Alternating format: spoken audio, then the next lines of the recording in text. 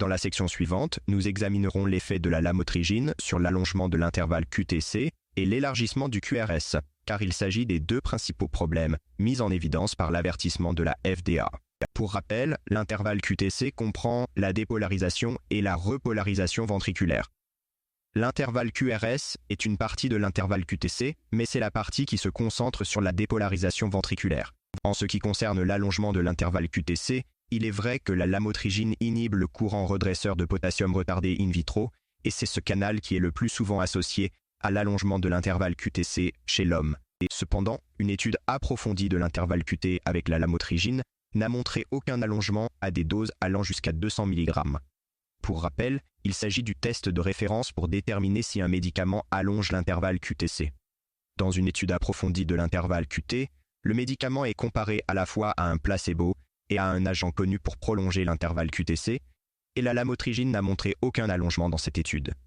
En outre, un essai contrôlé randomisé a montré qu'aucun patient n'a présenté d'allongement de l'intervalle QTC sous lamotrigine. Certains rapports font état d'un allongement de l'intervalle QTC en cas d'ingestion de substances toxiques, mais tous ces rapports font état de facteurs de confusion importants et d'un effet peu clair de l'élargissement du QRS, que nous évoquerons dans une minute. Dans l'ensemble, il n'y a pas vraiment de preuves solides suggérant que la lamotrigine provoque un allongement significatif de l'intervalle QTC aux doses thérapeutiques, et je ne m'inquiéterai pas de ce risque réel chez les patients à qui l'on prescrit de la lamotrigine.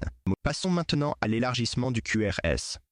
L'avertissement de la FDA précisait que l'élargissement du QRS était le principal problème lié à la lamotrigine.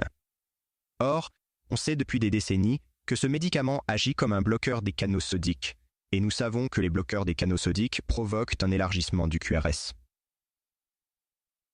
L'élargissement du QRS est en fait l'effet cardiaque indésirable le plus fréquent documenté dans les rapports de cas concernant la lamotrigine, et il est présent dans la moitié de tous les rapports de cas qui ont documenté un mauvais effet cardiaque. Dans un essai randomisé impliquant des patients plus âgés, ainsi que chez 2 patients dans une étude d'observation de la toxicité de la lamotrigine, un léger élargissement du QRS a été rapporté. La pertinence clinique de cet élargissement n'est pas claire. L'essai randomisé a révélé un allongement moyen de seulement 3,5 ml, et de nombreux rapports de cas ont noté que l'élargissement du QRS était inférieur à un total de 120 ml.